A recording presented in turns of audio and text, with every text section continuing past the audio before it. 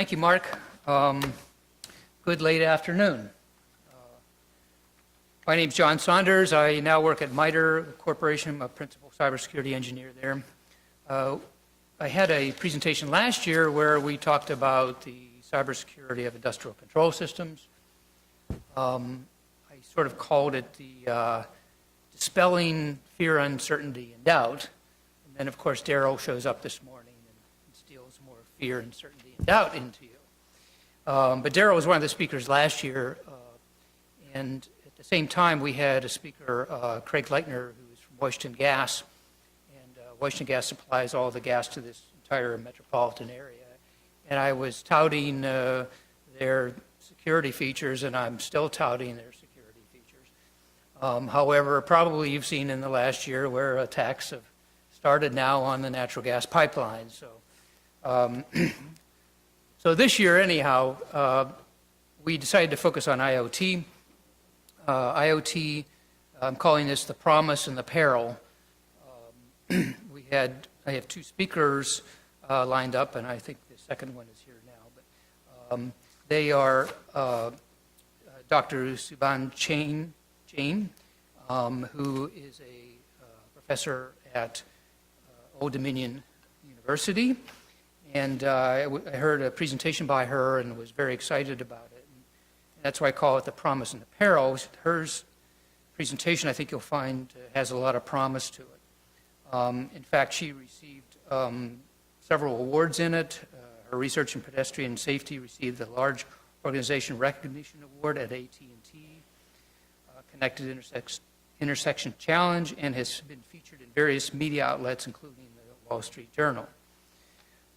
So we're very pleased to have her with us today. And we'll also be having Dr. Angelos Stavrou, who I hope will show up. I haven't seen him yet. Oh, there he is.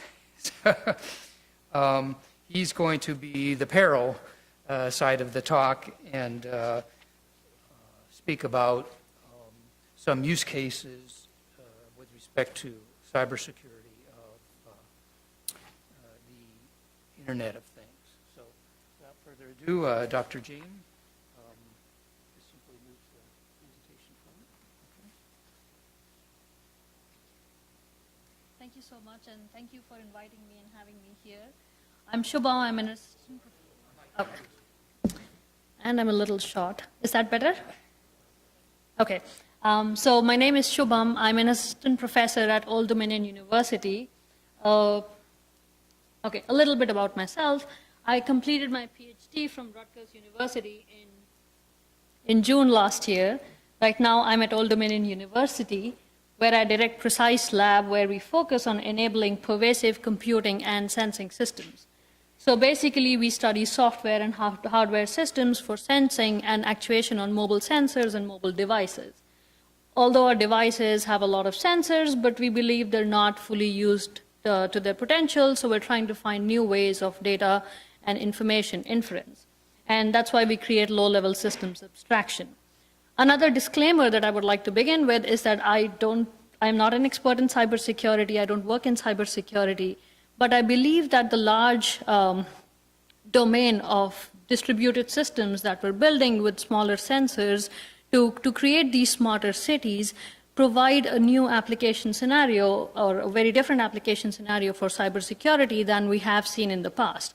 And there are a lot of questions that I guess my presentation will generate, which we would like to answer as to how do we deal with security in these large-scale distributed sensing systems where each node is dealing with a lot of data that it generates, creates, and then also processes by itself. So every day we... Okay, I'm going to go back. Okay. Every day we witness people walking in the streets, talking, texting, listening to music. I'm sorry, the videos don't play very well. This is very slow. It's not meant to be this slow.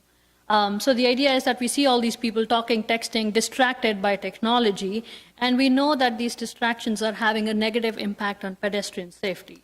In fact, SMOMBI, a combination of smartphone and zombie, was Youth Word of the Year in 2015. So also the New York Commissioner, in fact, in cities like New York and San Francisco, they have started painting look signs at crosswalks in an attempt to alert pedestrians who text when crossing the street. There are signs posted at intersections. Germany decided to put flashing traffic lights at the curb where pedestrians can see them. And China decided to create a whole separate lane for for distracted pedestrians. Pedestrians account for 15% of all traffic fatalities in the United States. In the last decade, more than 47,000 people died while walking on the streets, and surveys and research show that this number has increased dramatically due to the distractions created by our technology. Now, distracted pedestrians are just one of the many problems in our urban cities, among others, such as recurring and non-recurring traffic congestions, longer than average wait times, parking limitations. From a technology standpoint, we are compelled to ask, can we be more aware of our surroundings? Can we improve transportation efficiency and safety and use this technology instead to make our cities smarter and in some ways safer? So currently there are many ways in which we deal with all of these problems in smart cities. The first one here are in-road detectors. We try to detect how much volume of traffic is going through these streets. Tiny loop inductors usually dug up into the street.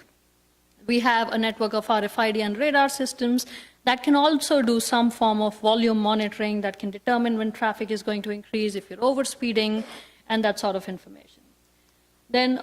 However, these approaches do not work on existing hardware. So it needs dedicated hardware. Somebody has to go out, install these systems.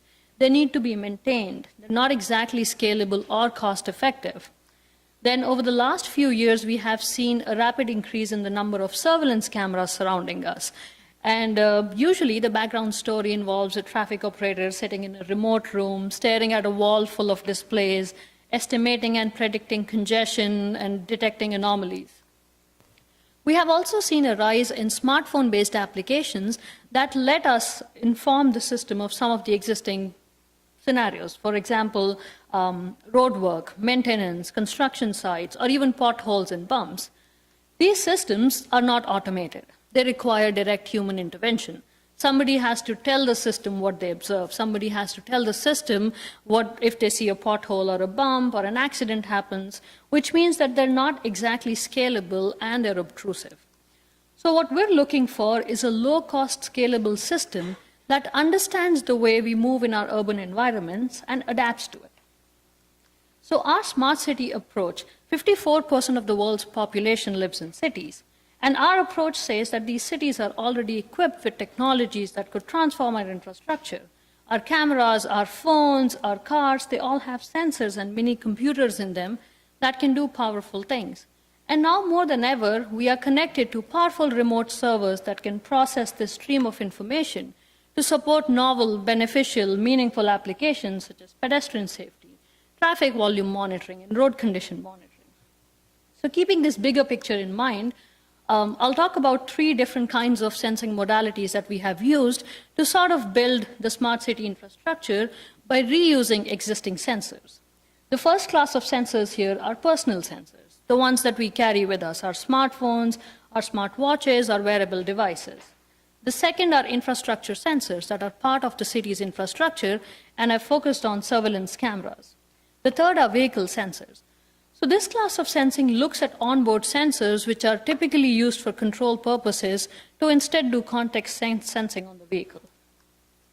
So for the first one, we have realized, or well, not so much realized, there's survey and research which shows that most fatalities occur when a pedestrian is crossing the street. So if we could detect this precise moment when a pedestrian is entering the street and warn him, so maybe do a digital version of the look sign that the city has been painting on the crosswalks on the smartphone screen instead. So this video is not complete, but it shows a look sign popping at the end of it. So when somebody is about to go from a safe walking location, which is a sidewalk, to an unsafe walking location, which is a street, they should be warned to look up and be more aware of their surroundings. We tried to use GPS, and this is just a small example of the GPS trace, which is in blue, which was collected in New York City, and the actual path that was walked, which is marked in the red dashed line. And we can see that in such urban canyons, modern phone GPS receivers can frequently reach errors of up to 30 to 40 meters. So clearly, GPS accuracy is not enough for street-sidewalk distinction. sidewalks are only a few meters wide, and it's not enough information to tell when somebody's moving from a sidewalk to a street, because the warning might come too early or too late and may not be useful. So how do we distinguish sidewalks and streets? And that was one of the bigger questions that we were facing, that if we really want to be able to tell if a pedestrian is safe or not, we should be able to tell where they're walking, if they're walking on the sidewalk or if they're walking on the street.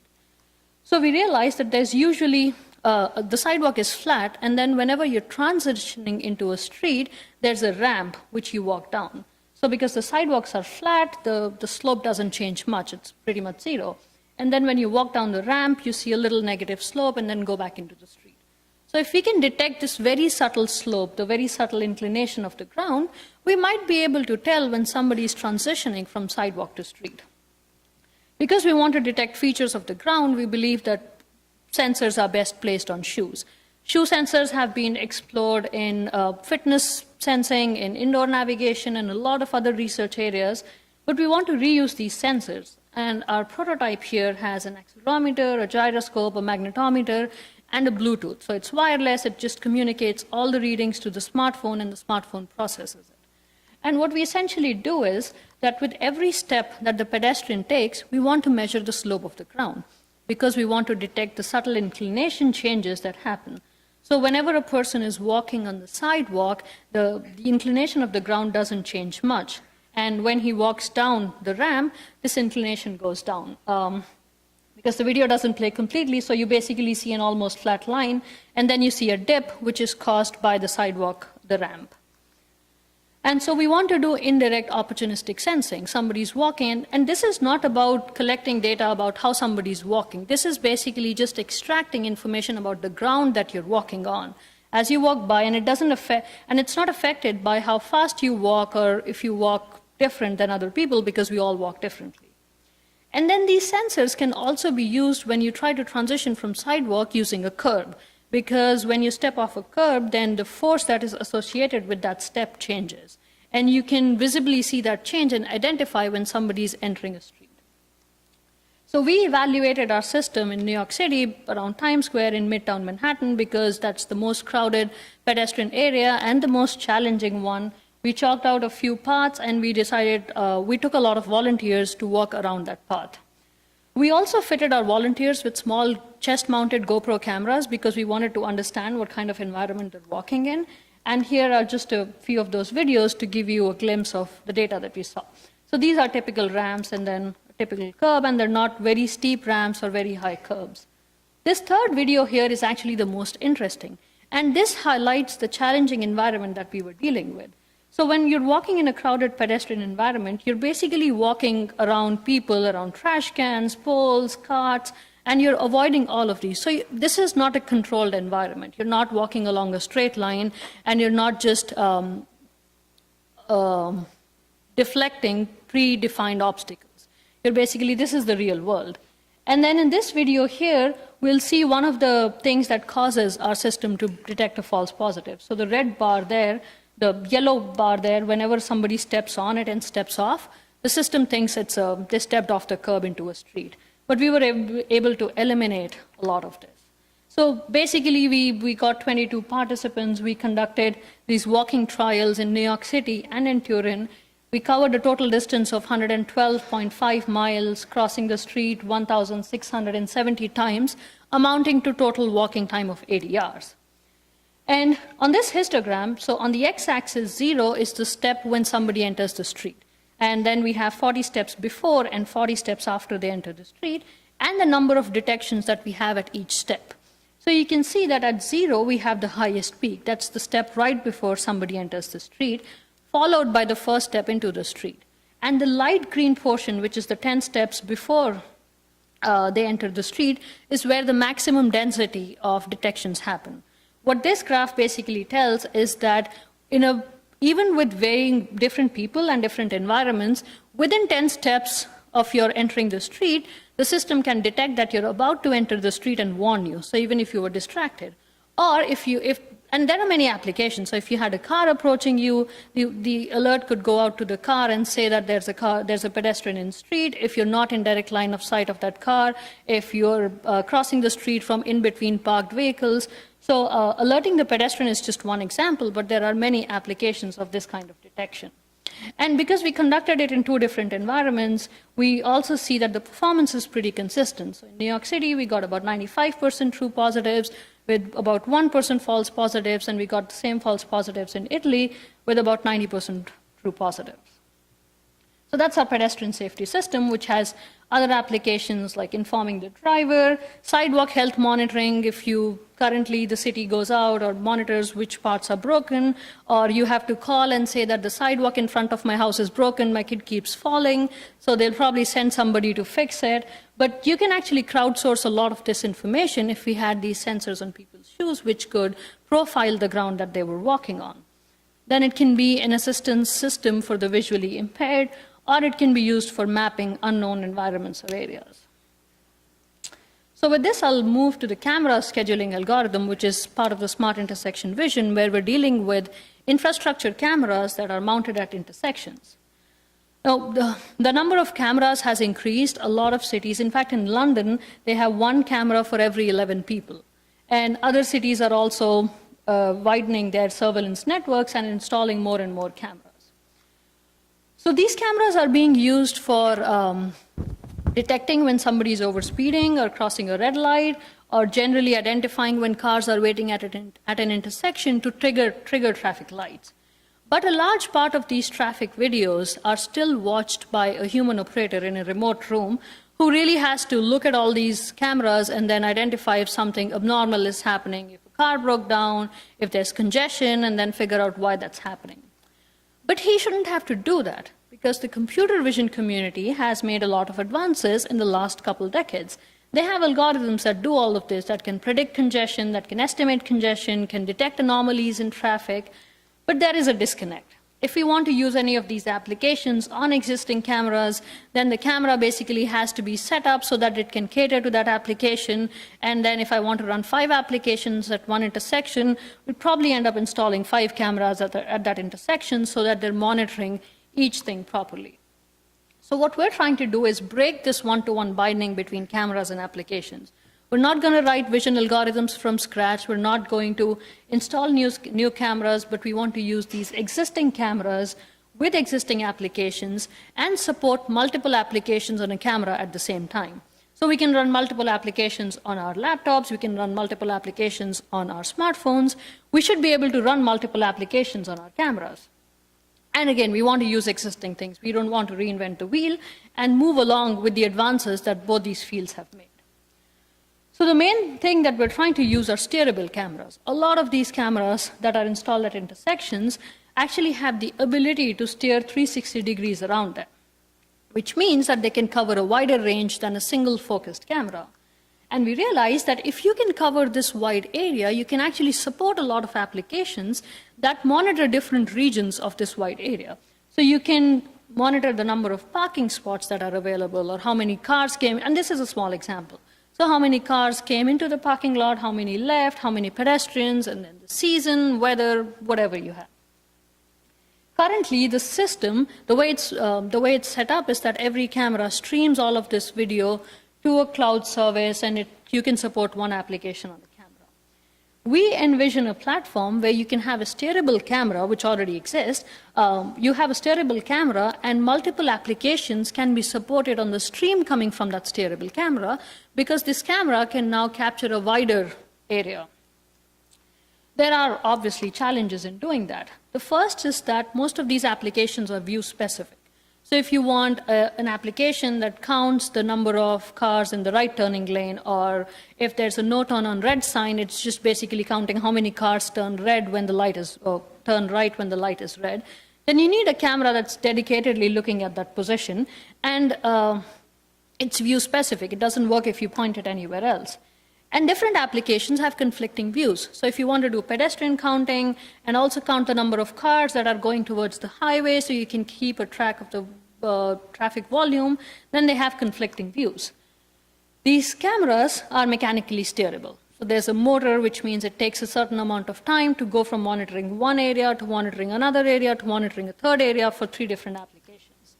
And then again, they're all connected to a network, which means that any steering commands would reach the camera after after an unpredictable delay. And so by the time I say, hey, I see a red car, can you zoom in, capture the license plate, the car may have been gone if the network delay is too high. So we propose Panoptis, and I'll start with a few examples. So the first one here is the no turn on red camera, which is basically just trying to identify the cars that turn right when the light is red. Then the second one is the license plate recognition. We have a lot of these cameras at toll booths, which are pointed exactly at that spot where your car's license plate will show up. So if you forget to pay the toll, if you don't have the easy pass, then it captures the license plate and you get the ticket in mail. And the third one is just volume density monitoring application, which is a camera that's counting the number of cars in each lane and the number of cars traveling in one direction and those in another direction. So Panoptis is built on two key insights.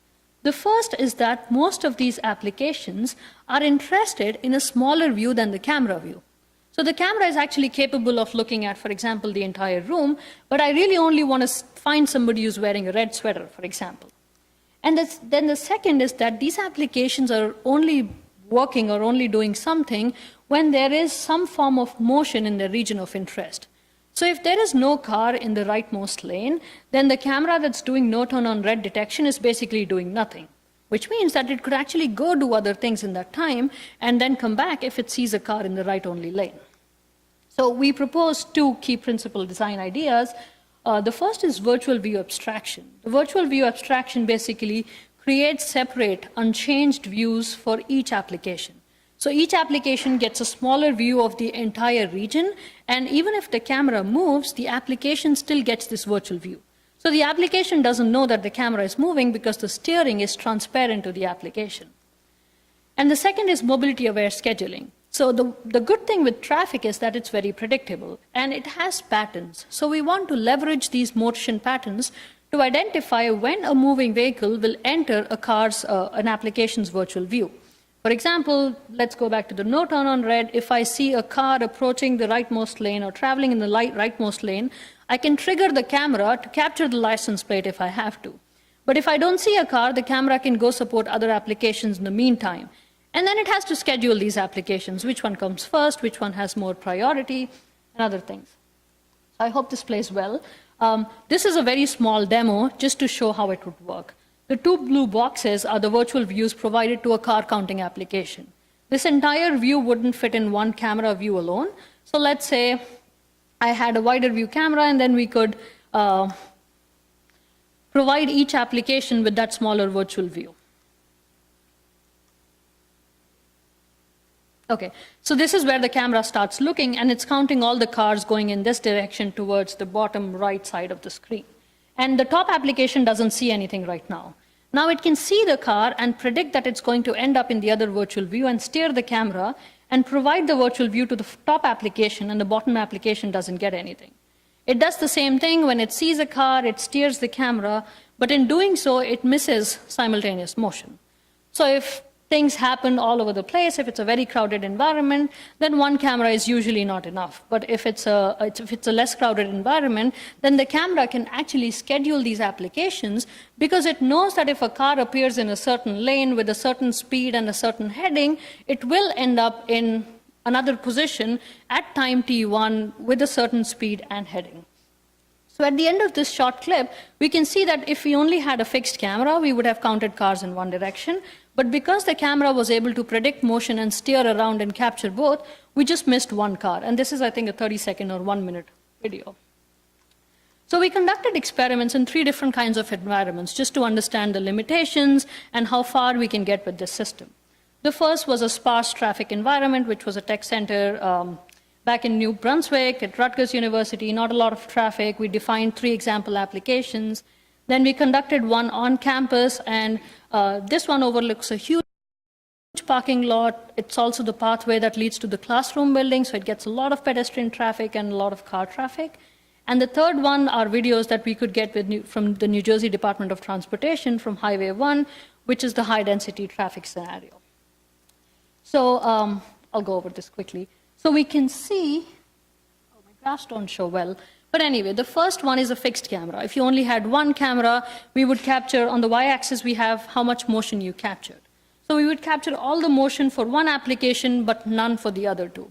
Then if we had a round-robin scheme, which is the second set of bars in all three graphs, then it would capture some motion for all of them, but the camera would basically also be idling for a lot of the time. And the third one is mobility-aware scheduling. So the colors denote priority, and that's just a heuristic. So it would try to capture most motion for the highest priority application, which in this case is the dark red, followed by the lower priority and then the least priority. So it'll say, oh, hey, I see motion in the highest priority, and then in the least priority, it'll probably go capture motion in the highest priority. And as the density of traffic increases, this performance sort of degrades because simultaneous events happen at the same time, and we realize that for a dense environment, we need more than one camera. But for up to medium traffic environment, we can still capture more than 80% of the traffic events. On the last topic of vehicular context sensing, I'll quickly give you a brief idea about how we've used sensors that already exist in all of our cars to do context sensing. The first one here is converging mobile computing and automotive sensors. So cars typically last a decade, but our smartphones, we switch them every year or maybe 2 or 3 years, and we don't take them longer, which is why cars' sensors are outdated, maybe in a few years, but our smartphones have more precise sensors. But then car sensors are also placed very optimally.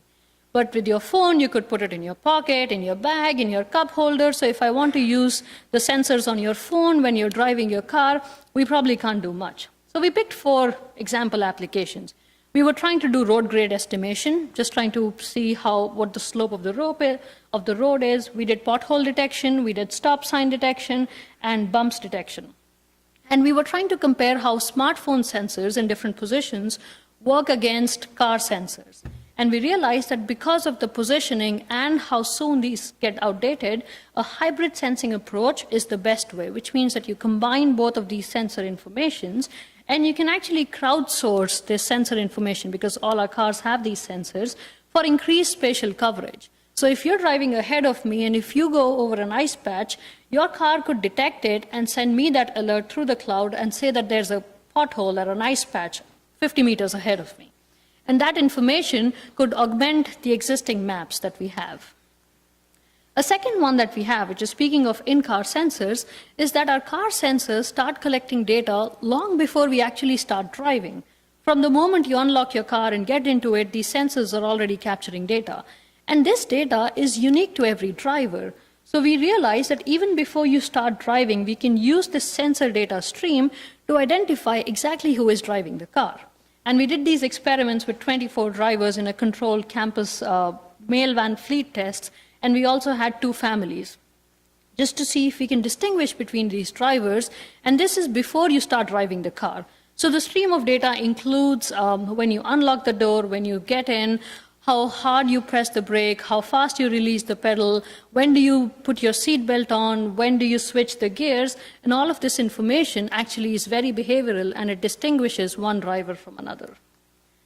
And the last one is real-time traffic estimation, which is to say that, so on Google Maps, you see a red or a yellow or a green line, and you get a sense of whether it's heavy traffic or it's slow traffic or if you should leave early.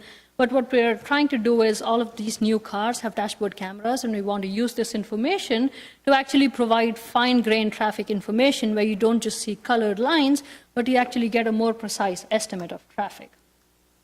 Looking ahead, we want to build this smart city, which is data-driven, which has 0 traffic fatalities, it's safe for pedestrians and drivers.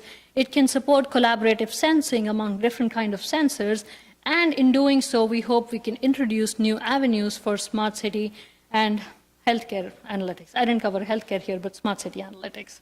Thank you.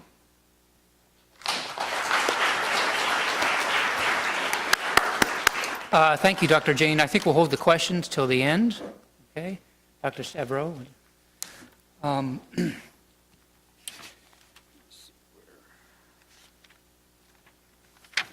Dr. Stavrou is a professor here at George Mason University, and he's director of the Center for Assurance Research and Engineering.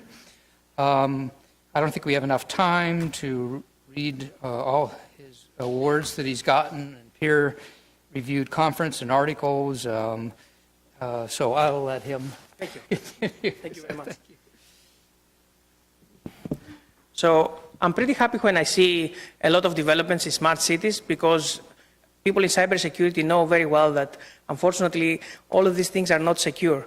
So we will have a very bad job security for the foreseeable future. So a lot of this, today I will show you that, unfortunately, we're moving with a pace for IoT that does not account for cybersecurity at this point. And unfortunately, a lot of the things that I put in quotes are growing very fast, and we're not keeping in pace. And security right now is going to become the next challenge for them. The Internet of Things, I'm sure you're all familiar. We're surrounded by them. A lot of devices that we wear, a lot of devices that are around us. For example, cameras. One of the things that we're looking are cameras, for example, cameras that do surveillance of different places. Wearables, smart cities, they themselves are equipped with thousands of sensors. And we believe that the goal here is to create what we call a human-centric computing, meaning that now the sensors themselves do not operate on their own. They operate around the human, which is actually interesting because it poses a lot of the threats now become how do we target the person who is interacting with the devices rather than the devices themselves. What the future holds, I'm sure you're all familiar, right? The previous talk talked about cars, smartphones, drones are coming into play. We're going to see them pretty soon deliver our goods. Amazon has already the patent for some of them. We're going to see them more happening. We think that there is a lot of potential with sensors. A lot of companies now use smart meters. Many of the power companies are going to be doing smart meters on your houses for the power. We see two-way systems. A lot of these systems are remotely configurable. A lot of wearables, we wear them like Fitbits. How many of you wear Fitbit? How many of you know that you can be tracked through your Fitbit? So that's the thing, right? So a lot of the threats we do not perceive right now, but the type of information we collect combined with big data, a lot of big data collection will allow people to infer things about us, things that we don't expect them to be able to do, as I will show you some of them today. The sectors, actually IoT right now is a cross-cutting. We have smart home. A lot of us use Philips Hue lights. At home, I personally do that. We like the technology because it's automated. Transportation is actually using them a lot. We have shopping. I was actually at Amazon two months ago. They have a fully stacked supermarket where you just walk in and they can track exactly what you can actually buy without them having anybody at the checkout. You go literally in, you purchase items, and then you leave, and then at the end you get a bill. And they track you all from the ceiling of the supermarket is full of sensors, including face recognition and recognition of the types of items that you interact with. And actually they do a lot of analytics because now the supermarket will be about what did you see in the supermarket, not only what did you buy, right? What did you see? How much time did you spend on that aisle versus that aisle? What piqued your attention? Why didn't you buy something? How did you walk by something and you didn't buy it? Now, the important differentiation between what we call passive sensors is also the fact that IoT nowadays is all about the actuators. What does that mean? The fact that something changes with our presence. For instance, you walk into your house, and the moment that the house detects your presence, automatically it actuates the temperature to be increased or reduced based on the fact that you are present. The fact that you went to the supermarket and you purchased something actuates something.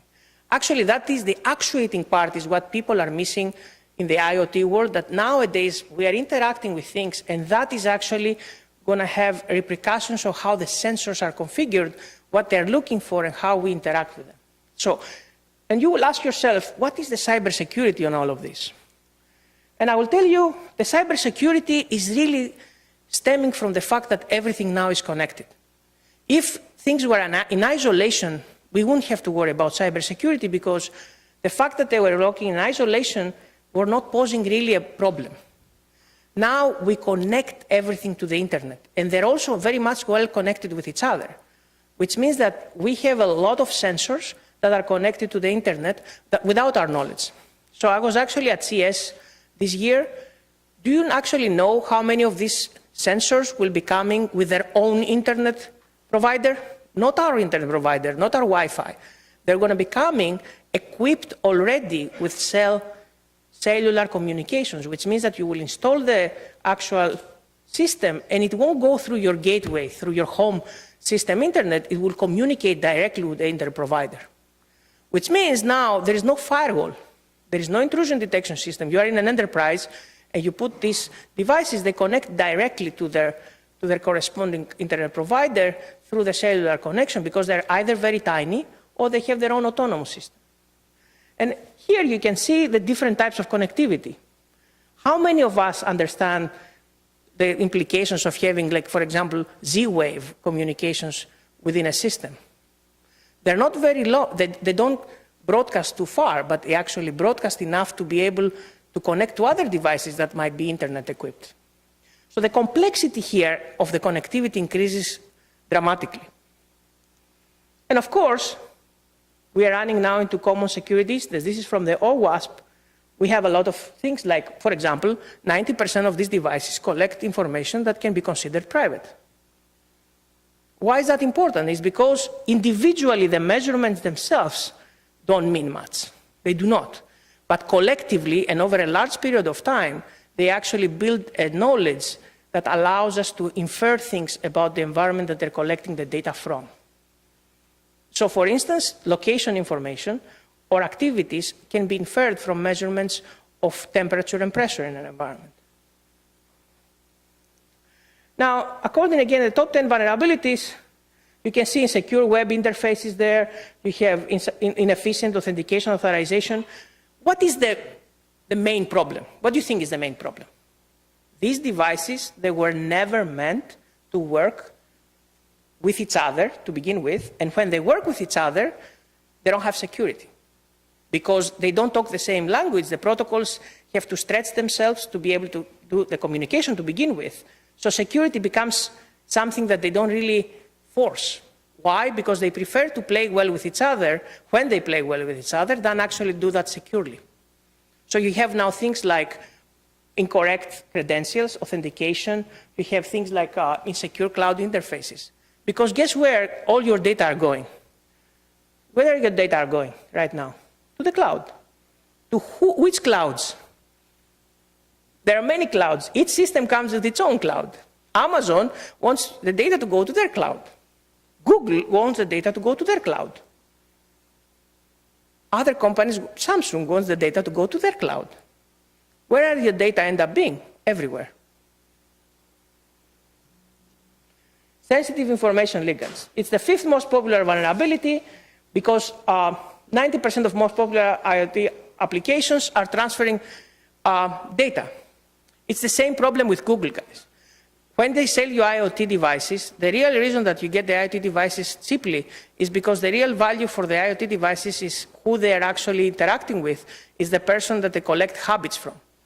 The reason that all these devices that are home assistants and the things that you put in your house are inexpensive is because the companies that they deploy them to you, their primary interest is not to give you only service, but their primary interest is to find out how you buy stuff, what questions you are asking. How much do you spend your time in front of the TV? How much do you spend listening to music? What type of music are you listening to? These are also interesting information because they profile the end user. And they profile the end user without the end user being able to understand or react to it. The last point is the most important. End user usually is unaware of the actual leakage of information because all of that happens behind the scenes and we don't even see them. Technologies and protocols basically are misused. We have a lot of new features, a lot of innocent functionality to a commercial products, introduce opportunity basically to be tracked, aggressive advertising. Advertising counts for Google's #1 moneymaker. Amazon is selling a lot of products, but advertising these products actually makes more money. The advertising part is requiring human knowledge. This is the type of thing that they're after, and that's exactly why IoT is being used. Government surveillance and terrorism are I would say, the good uses of, in quotes, of what we see basically about tracking information. And actually, I would even argue that right now most of these data that sit on cloud services are underutilized, but they're going to be very inexpensive for a big data team to mine. Actually, the number one thing that most of the companies are looking into now is how to monetize data that they receive from the users. That's their number one. That's why the data scientist jobs are so well sought after, because they want to be able to process and create behavioral patterns out of this data. Let's see a very innocent case. We have iBeacons plus lights, which iBeacons is basically a sensing mechanism for you to be able to get in home.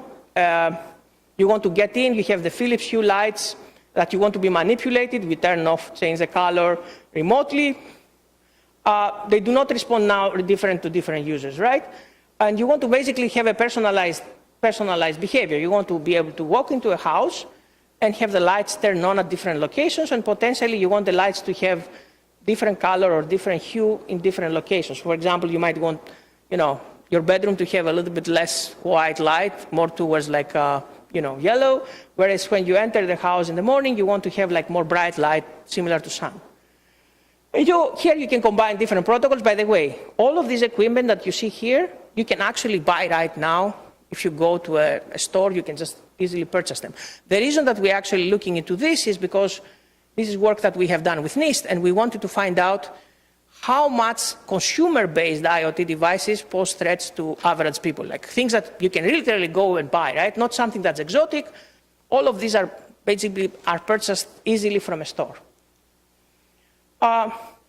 Another use case, so here with the use case, the iBeacon and lights, we were actually able to track the person throughout the measurement. So for example, the person would leave the house and we would have an antenna, and through the iBeacons we will be able to track the person and take photos of the person while he was carrying his keys. So for example, we had a system at NIST where every visitor who was coming and was carrying an iBeacon, we were able to identify them throughout the visit on the NIST with their knowledge. Actually, we were telling people. So a little bit more, and a more interesting case is the automated watering system. This is actually very innocent looking systems.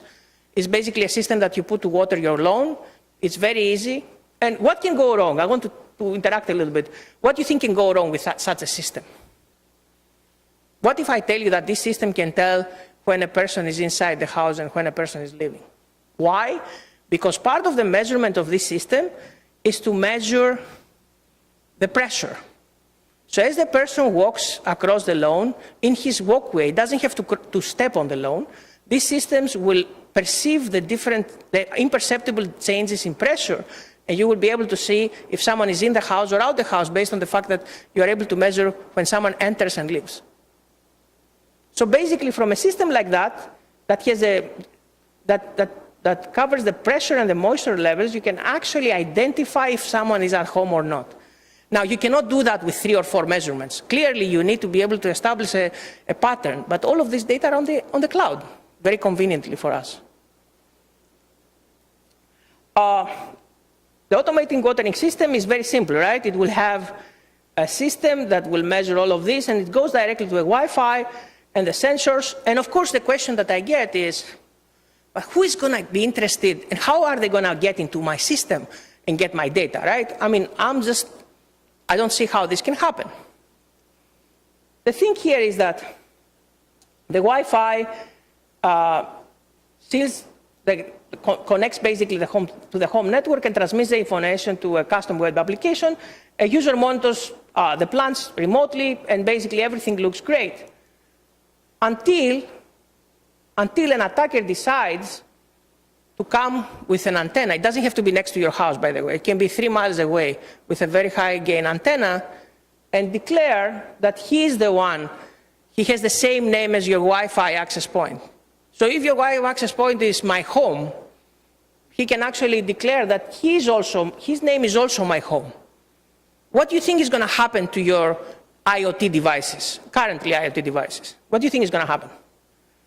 If your signal from the malicious entity is a little bit stronger than yours, all of them are going to connect, even temporarily, in many cases fully, to the malicious person who claims to be your Wi-Fi access point. He will siphon all your data, and from that point onwards, he's going to have all your data. This is actually a real attack, and something that happens in many IoT systems because they're very cheap. They don't have security. Their primary goal was actually to do the watering system, and security was never part of what they were planning. This type of sensors is called the evil twin, basically the type of attack, and basically the attacker will be able to see all the unencrypted traffic. Now, I get another question. They say, what if the IoT has encrypted traffic? Let me tell you that most of the IoT systems, because they're very small and they have energy requirements, they do not have encrypted communications because by design they cannot handle them. So this is the type of problem that we have. Sensor data basically are treated as non-sensitive. Another question I get is, who cares about my watering system data? The truth is that any data that someone can collect on you on a big data system can actually be abused. So I want you to think that a lot of things that you connect about you. So let me give you another your Fitbit, right? It has your location and it has some sort of biometrics on you. Who would you care about this data? Give me someone who would care about your data. You want me to tell you? Who?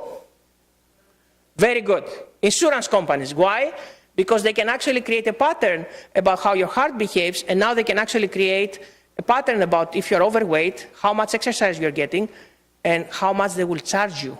The same way that Geico and all the companies rate the automobiles and your car behavior, people will also measure your personal behavior, and your well-being is going to be measured against a template so they can create different pricing models for you. And they will pay a lot of money for that. And now, the data that they collect from the Fitbit today, it's going to be more valuable in 10 years or 20 years from now because they will have a history record of you. And there, the data are going to be more interesting to have. Most of the cases that we see are basically badly designed systems. Systems that were not meant to be for security. They thought that they will make it very quick, they can put them together. And in many cases, what we see is also badly implemented cryptography. They say that they have strong cryptography, but really the implementation, what goes inside the IoT system is really lacking. It's something that basically we were using 5 to 10 years ago, or is it customized to the point that basically is not really good. The result is minimalistic hardware support for TLS, which is basically network security. And again, we can actually price the devices cheaper. Because at the end of the day, people buy what is less expensive. So security is not part of what they think. This is another example. This is an actual real example from a Samsung fridge that was actually communicated to the outside. The red there was a missing step in the implementation of the protocol, which actually validating the remote server. So what happens basically there, you have a protocol that's broken by default because that was the most expensive part in the protocol and just omitted that. So what I'm trying to explain here is that sometimes devices, we have looked into more than, I would say, 60 or 70 different IoT devices commercially available. And most of them have issues that the end user does not understand: interoperability and security. There are solutions, right? You can design your system to be a little bit better. It's a little bit more expensive, but you can solve the problem. All of these are solvable problems, but the end person who gets the default configuration has no clue, and he ends up using a system that leaks information.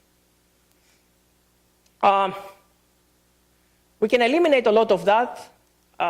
Basically here, another thing is that a lot of the insecure services are running on our network right now, having unnecessary open ports. So for example, nobody is doing intrusion detection of the IoT systems. How many companies do you know that they do intrusion detection of the IoT systems? If you open up, how many devices do you have at your house right now that are internet enabled? Do you know? I have lost count. The moment that my kids start buying things, I lost count. Nobody knows.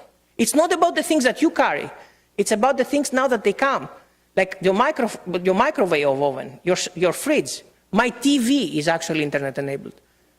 Actually, I watch TV. My TV tells me, oh, there is an update from Samsung. Do you want to apply it? And I'm clueless. I'm looking at it. Should I apply it or not? many cases, we try to do what is called plug and play. That's actually a bad idea in many cases because the plug and play usually is something that the attacker exploits. I'm not going to go to automatic power appliances due to time, but we have looked into more than 10 different use cases of potential combination of devices that actually create a big security problems even for smart homes. Our vision is, can we actually measure that? We have done a very good job in doing, desktop security, and we're doing laptop security, but we are overlooking one of the aspects of our lives that's changing very rapidly. Smart cities is an attestament to that, but a lot of people are using now garage door openers that are IoT. We are using Philips Hue lights. We are using all of these devices. Nobody has ever done any analysis of that, and what is the implications for our everyday lives. And are we creating a problem that we're going to look at it again and say, oh, we could have told that this is the problem. For example, the Mirai botnet is an attack that happened from people that compromised literally devices that were IoT. And these devices are a nightmare for internet service providers because they don't know their ID. They're behind usually a firewall or a NAT, or they have their own network, and they cannot be measured easily. And with that, I will say that IoT security is going to become worse. A lot of companies from outside of US countries are creating scenarios where we cannot control. For example, a lot of cheap devices that we import and we never test. A lot of data from scale, vendors, and technologies increase exponentially. I will give you an example that was recently on the news. Are you familiar with these electronic vacuum cleaners that you put on your floor and swipe? So one of those was made from a country in Asia. I'm not going to name the country. It was actually leaking out the plans, the floor plans of the buildings that it was swiping. You can make your own conclusions about the implications of having floor plans leaked out to some other person within buildings. Industry is trying to fill the void, but the truth is we do not have standards or best practices right now for IoT devices. And we're going to go into that problem pretty quickly. And with that and the thunders outside, I will let you go.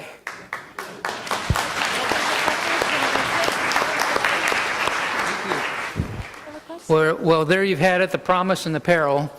Sounds like there's a lot of peril outside right now. But we still have about 10 minutes for questions, and so I don't know if there are mic people Raise your here. hand. We've got 3 mic runners in the room. If you've got a question for John or his panelists. Please state who the question's for, obviously. Yeah, so this is an IoT question. And the question is anybody doing it well?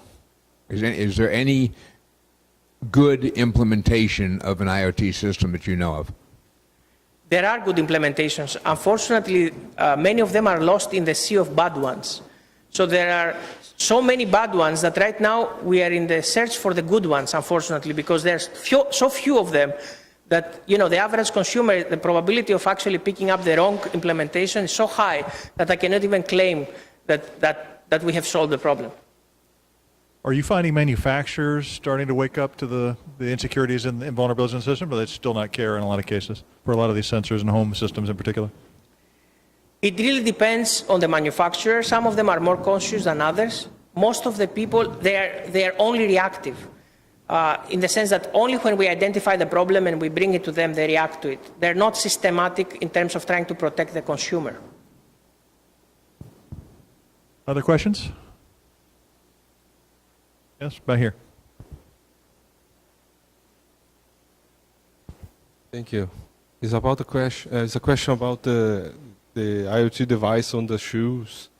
As I understood well, there are 2 initial sensors, and we can, in my opinion, it would be nice to investigate if it's possible to reconstruct the path, because if you know the start point, and using both sensors, you can reconstruct the path, and you can use the map again. Right, Would yes. it be nice? Yes, you can. So shoe sensors have been used for that, which is the indoor navigation application. So basically inside a building, GPS doesn't work. But if I know where you start, then using the same sensors, the system can identify how far you are. Another thing that those shoe sensors can do is because they can profile the ground, we've discovered that each sidewalk has a unique profile. So like you said, it can add on to the map, it can identify exactly where you are on the sidewalk and how far you've walked on each sidewalk and what stores you're in front of and other things. Does that answer your question? Any more questions? Oh.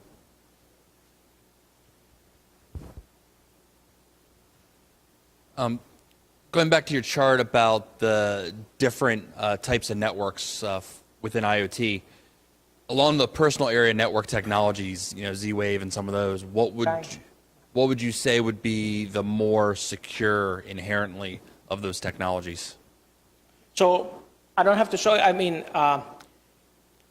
I will give you another example. Unfortunately, most of them were designed for usability. 2 years ago, I was at CES, actually last year too, the Bluetooth devices, the companies were unable to demonstrate Bluetooth devices because there were so many Bluetooth devices concentrated in a very small space that the bandwidth was completely saturated and they couldn't even show us.